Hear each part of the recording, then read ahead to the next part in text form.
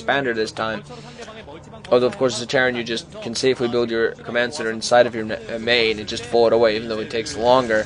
It's much safer. Stargate and Temple Archives now up, so already Stargate, so he might be thinking of 2 base Arbiters. That's not that much gas, so you're not going to have a lot of Arbiters on the field at the same time, but Arbiters, of course, are huge help. Now, first Observer now is going to run in, and I'm going to see whether he uses those Temple Archive for Dark Templar or tries to just mass a large amount of High Templar like he did in the Mass game. Of course, High Templar, all in all, despite being very vulnerable, if used well, especially with Zealots, can be very effective with those Storms. Forge and Arbiter Tribunal now up for Tempest, so he's going to get some upgrades himself.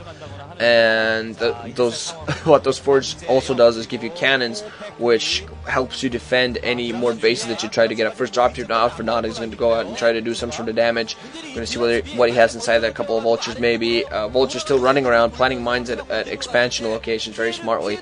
And 2 Vultures are going to go inside the dropship. The dropship just flying towards the base. There's no cannons there, nothing to defend. There are those gateways, of course, in location. So if you pop some Dragoons just as soon as the dropship moves, and gotta be able to do some damage. But no roll, not gonna happen. Those 2 Vultures are gonna move in. They're gonna start off by planting probably some mines. No, gonna go straight for the Probe line. Gonna try to kill as many probes. There's an Observer there, so those mines, any mines would not be very effective. But they're gonna start off by just preventing. This is exactly what he does. Even if he doesn't get that many probe kills, he has already 2 probe kills. What's most important for him here is just prevent the mining, planting some mines, and just prevent the mining and just hold off the mining as long as you can. Just by being irritating, having those Vultures around, just running around with those, planting some mines here and there, just running around being annoying. He prevents mining and holds off proper mining for a very long time. Now, what I believe is a cannon being put down there. Try to prevent as long as you can. Some Dragoons being taken, some Zealots being taken out. So Vultures have weapons 1 upgraded.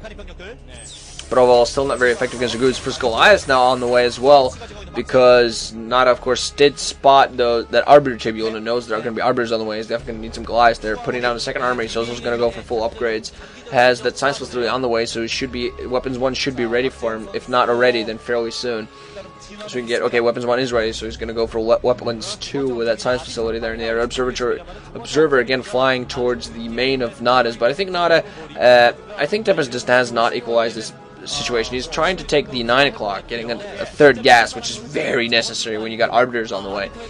But NaDa has the mineral only, his secondary mineral only, and that's going to be very effective. He's just going to keep dropping, just keep holding Tempest off on the back foot, and while he's doing this, he's definitely amassed a large force. 500 Dragoons now going to meet that dropship.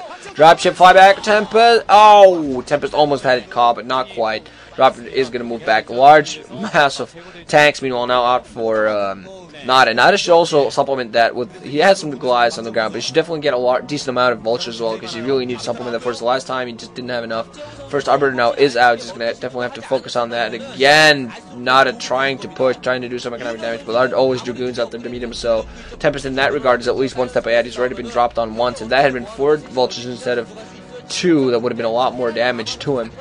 A large mass of tanks, meanwhile, in all locations around that mineral only. He's going to prevent Tempest from really moving in. Dropship, meanwhile, now moving out, and Dragoons are not going to meet it in time. No, Dragoons are not going to meet it in time. The drop is going to be successful. There is a cannon there, mind you, so we're going to see what he drops on. He's going to drop those. No, he's going to move back. He's actually not going to drop. Meanwhile, there are Vultures still running around everywhere for NaDa, just trying to find a decent position. They're going to see whether they can do some damage. Also, of course, stopping positioning with all those mines everywhere. Not a perfect block apparently there for Tempest, so Dragoons can move around there.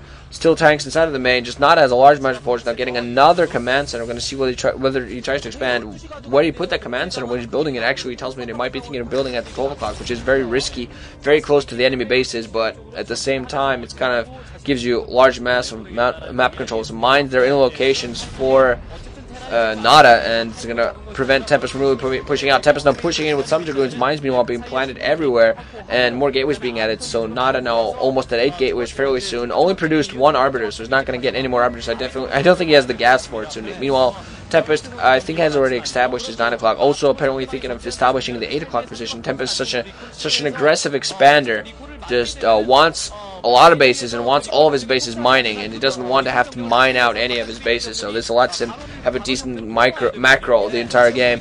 Dragoons not barreling down here, going to try to clear off all the mines from all these vultures. Our observers everywhere from Tempest, so he's been doing a good job of keeping this counter. But I think NaDa still has a slight economic advantage. He has a lot of tanks. He has enough to keep that huge count of vultures up. And now getting a 4th base, and of course Tempest also getting 4th base. But just that early economic harassment might actually soon enough be equaled out, even though I don't think it has been yet.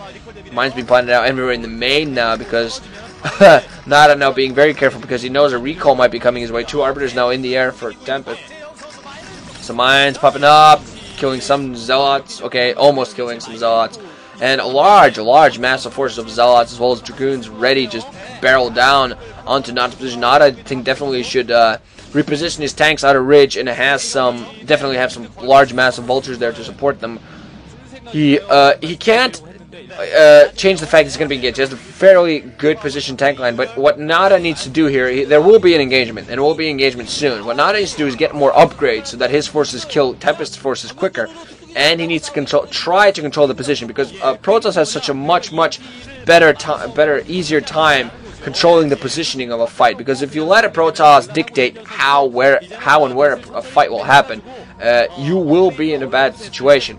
But NaDa, of course, is just distracting all those forces, now catching some probes off guard in motion as they just try to go between bases, doing a good job. Tempest has established the 8 o'clock, so it's a fairly good job, and NaDa's going to try to do some sort of damage. There are some zealots. Meanwhile, the main force is now moving in, and those vultures going to go right inside the main and going to do some harassment. Just going to start shooting, taking some random pot shots. Now going to move towards the probe line. There is a cannon there and some dragoons being produced, so they're just going to try to kill as many probes as they can. Doing a pretty good job. Most of them are they're all going to get taken down, but should be able to do some fairly decent amount of damage. Meanwhile, not really a lot of mines being planted, but a large amount of probes was killed. Tempest has a huge, massive army.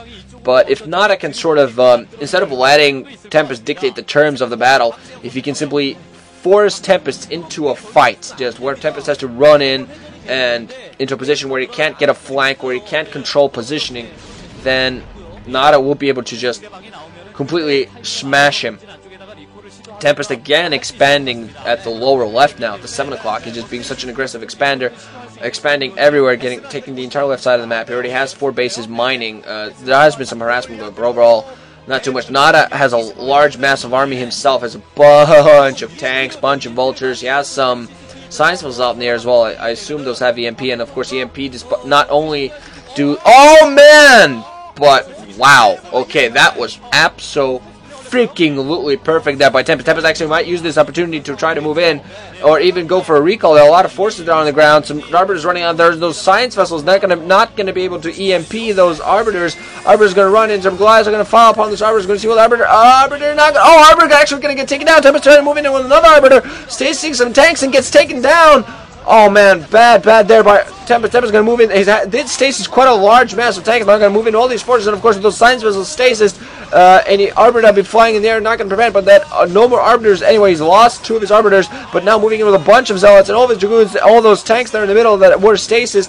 Not going to be helping him out there. But all in all, what helps NaDa here is NaDa holds the ridge. He's forcing Tempest, despite dictating the terms of that battle, he did stasis both science vessels, so there wouldn't be any spotting for arbiters, but he also stated, like, 8 tanks there in the middle, but overall what he did there was, despite dictating those terms, he lost 2 of his arbiters, which means that he didn't have that much cloak, and he was fighting up a ridge, which was right into NaDa's hands. NaDa lost a few tanks and vultures there, but overall, despite all that, he still did a very good job. He has 1 armor as well as 2 weapons, so that, of course, helped him out as well. NaDa, meanwhile, now has the 12 o'clock base, has some mines there, has some tanks, just overall ready to defend. Random observer being taken down. He has still those 2 science vessels, so I assume they have probably a lot of energy at this point, also ready to EMP, and those EMPs take out energy of arbiters, and of course take out shields of ground units, which of course, especially with those 2 weapons upgrades for those tanks, just 1 EMP on a large mass of dragoons, 1-2 siege tank shots, bam, dead dragoons. That's what you see,